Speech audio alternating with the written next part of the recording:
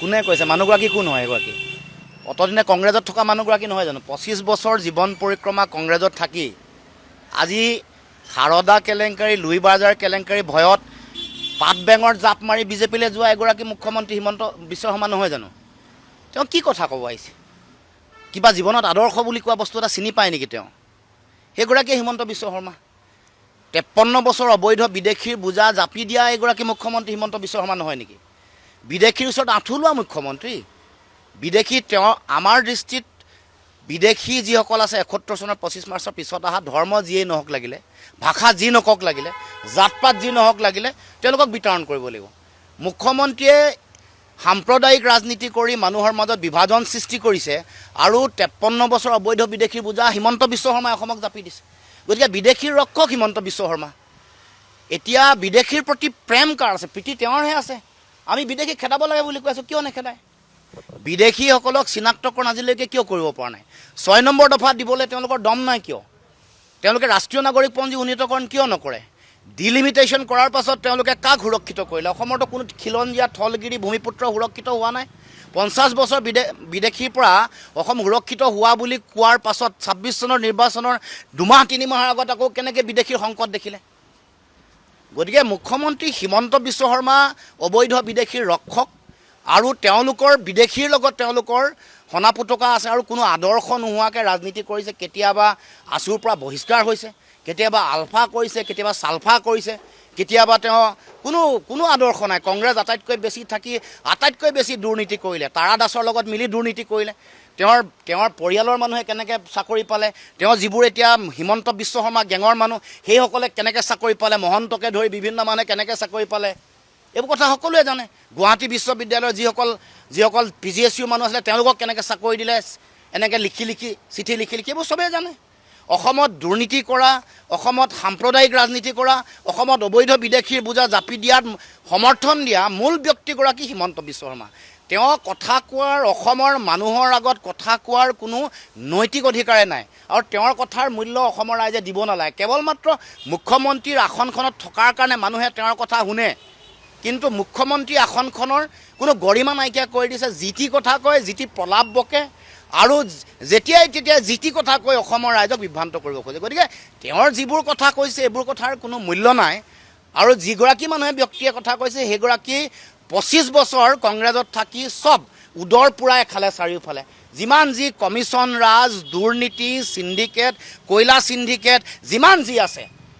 গৰু সিন্ডিকেট সকলো আৰম্ভণি ক'ত কৰিছে কংগ্ৰেছত সাৰদা লুই বাজাৰ এইবোৰ আমাৰ বিভিন্ন কেলেংকাৰীত ফচাৰ পাছত ডিমা হাছাও কেলেংকাৰীত ফচি জেললৈ যাব লাগিব বুলি কোৱাৰ লগে লগে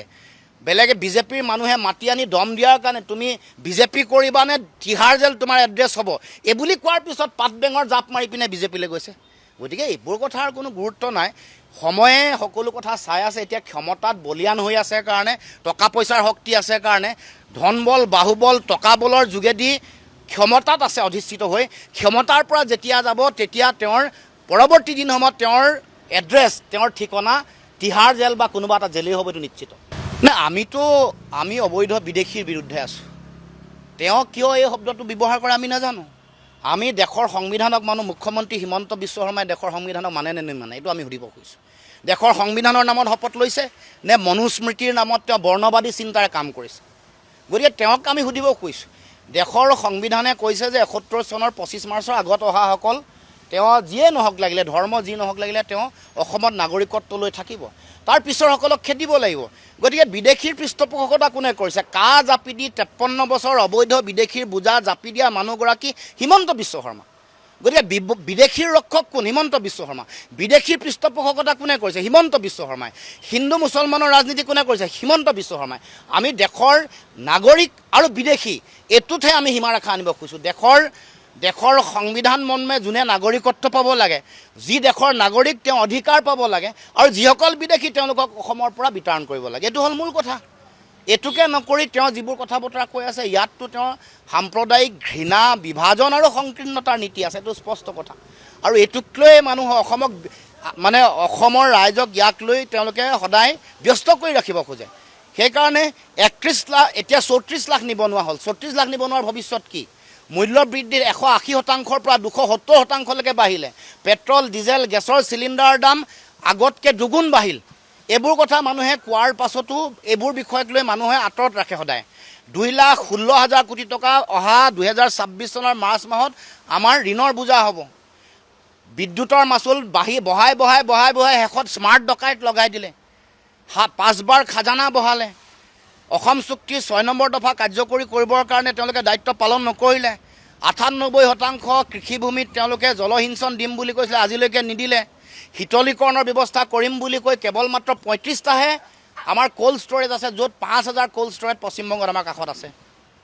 যাৰ কাৰণে আলু খেতিয়কসকলে দাম পোৱা নাই। এইবোৰ মৌলিক কথা আঁতৰাই ৰাখি কেৱল মাত্ৰ যিহেতু তেওঁলোকৰ উন্নয়ন একো কৰিব পৰা নাই। দেশৰ 5খন উন্নত ৰাজ্যৰ ভিতৰত অসম হ'ব বুলি কৈছিল, আত্মনিৰ্ভৰশীল অসম হ'ব বুলি কৈছিল। আত্মনিৰ্ভৰশীল নহয়, সকলো কথাতে পৰনিৰ্ভৰশীল হৈছে বিজেপিৰ দিনত। গতিকে মূল্যবৃদ্ধি নিয়ন্ত্ৰণ কৰিম বুলি কৈ আকাশলংঘী মূল্যবৃদ্ধি হৈছে। এতিয়া নিৰ্বাচনৰ আগত টুল গেট 2খন ইতিমধ্যে ৰাইজক উপহাৰ দিবই। 27খন টুল গেট বনোৱাৰ তেওঁলোকৰ লক্ষ্য। গতিকে এই সকলো কথা বতৰাবোৰ লুকুৱাই ৰাখিবৰ কাৰণে কেৱল মাত্ৰ মেৰুকৰণৰ ৰাজনীতি, সাম্প্ৰদায়িক ৰাজনীতি।